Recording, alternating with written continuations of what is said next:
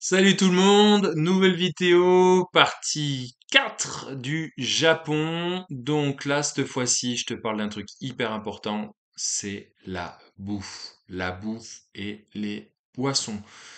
Les boissons, pas le poisson, mais il y a aussi du poisson. Euh, les boissons,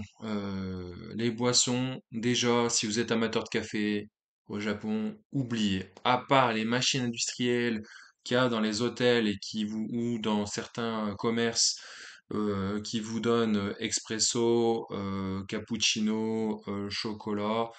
Il y a aussi Starbucks Coffee, mais c'est pas mon truc.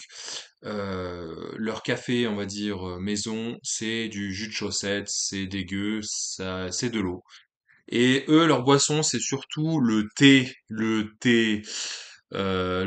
matcha, en veux-tu, en voilà. Euh, il est pas sucré comme notre thé à la menthe, par exemple. Il n'y a pas de sachet de Lipton Ice Tea. Vous oubliez les thés aromatisés. C'est du thé matcha. Même le thé froid, il est pas très bon. Ça, bon, après, ceux qui aiment le thé, voilà. Il y en a dans le groupe qui ont chopé la tourista à cause du thé glacé. Moi, ça va.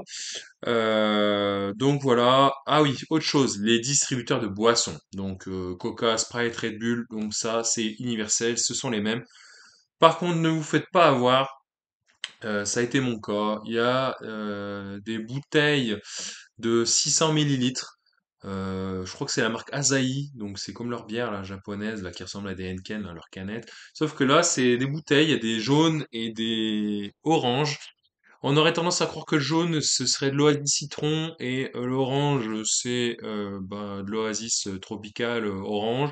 Pas du tout, pas du tout, pas du tout, pas du tout. C'est de l'eau froide, un peu goûtée. Donc ils adorent ça. Nous, c'est pas du tout notre délire.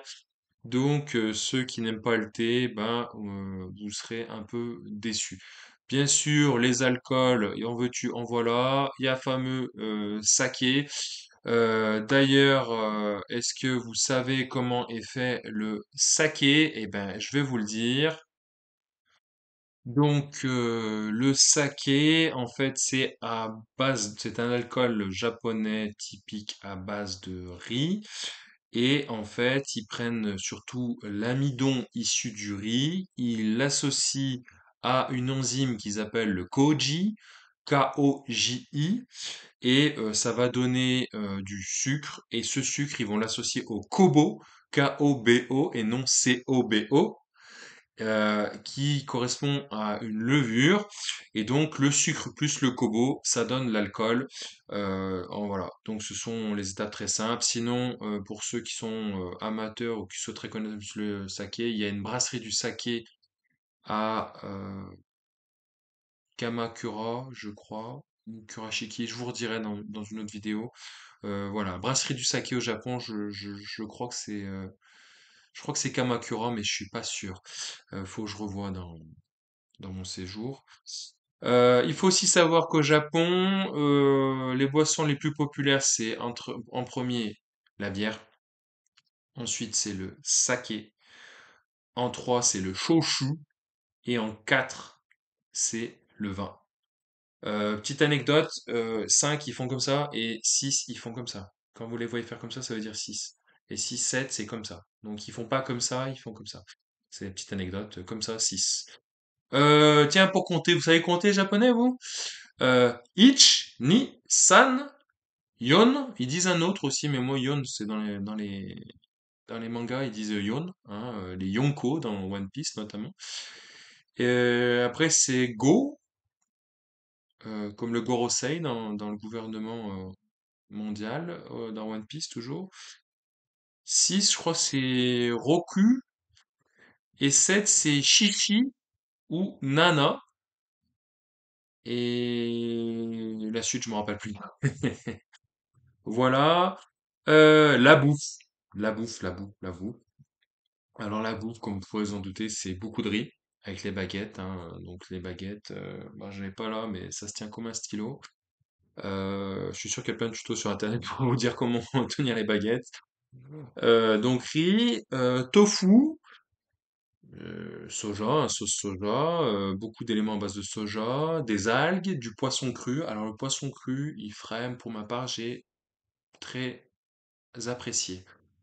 Ils ont un peu de viande, un peu de porc, surtout du poulet. Ils peuvent aussi voir du poulet pané, du porc pané. Il y a différents régimes, hein. Il y a de la viande halal, hein, faut le savoir. Faut leur demander, ils en ont. Il y a le fameux bœuf de Kobe. Pour ma part, je n'ai pas eu la possibilité d'en manger. Ça coûte très cher. Alors la guide, elle nous a fait croire qu'on avait mangé un cousin du bœuf de Kobe. Je pense que c'était un attrape-touriste. Et puis, ils sont plutôt salés que sucrés, il faut le savoir, hein. Donc, ceux qui sont amateurs de pain au chocolat, croissant, tout ce qui est viennoiserie sucrée, oubliez. Alors, le chocolat, ils en ont pas vraiment. Enfin, si, ils en vendent, mais c'est pas du tout leur truc. Eux, par exemple, le pain au chocolat, c'est pas un pain au chocolat, c'est comme un pain au chocolat, mais ils le remplacent avec du haricot rouge, donc une crème de haricot rouge. C'est pas mauvais, mais désolé, ça va pas le chocolat, ça va pas la pâte à tartiner, Nutella et compagnie. Franchement, moi, ça m'a beaucoup manqué, le chocolat. Et voilà. Et ils ont également des glaces. Alors, ils ont aussi leur spécialité, les glaces au goût matcha. Donc, c'est leur goût thé. C'est un peu bizarre. Moi, perso, j'ai pas goûté la glace. Et ils ont même, ben, j'ai vu une boutique qui vendait des glaces matcha avec différents degrés, du vert clair avec différents degrés jusqu'au vert foncé. Euh, voilà, c'est un attrape-touriste, je pense. Moi, perso, je me basais surtout sur la glace vanille classique. Alors, ils font la glace italienne un peu partout, là. Vanille. La moins chère, c'est 300 yens, hein. Et des fois, ils vendent ça 600 yens. C'est un peu des voleurs. Vous pouvez trouver à 300 yens un peu partout. Même au Mont Fuji, ils la vendent en black ice cream, couleur charbon, la couleur volcanique, on va dire. Ça aussi, c'est plus pour les touristes. Il y a aussi la glace goût œuf.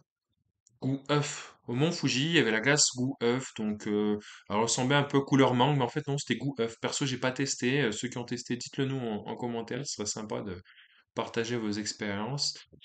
Donc voilà, dans le doute, vous prenez une glace vanille, c'est la glace vanille classique italienne, dans un cornet. Ils vendent même ça dans les petits supermarchés, petites supérettes, ça s'appelle les 7-Eleven. Donc voilà, et c'est de l'ordre de 250 yens, donc ça fait en gros 1,50 €. C'est la fin de cette vidéo. N'hésite pas à t'abonner en bas à droite sur le petit icône que vous voyez en forme de chien. N'hésite pas à liker, à partager. Et puis je te dis à très bientôt pour une nouvelle vidéo. Ciao ciao!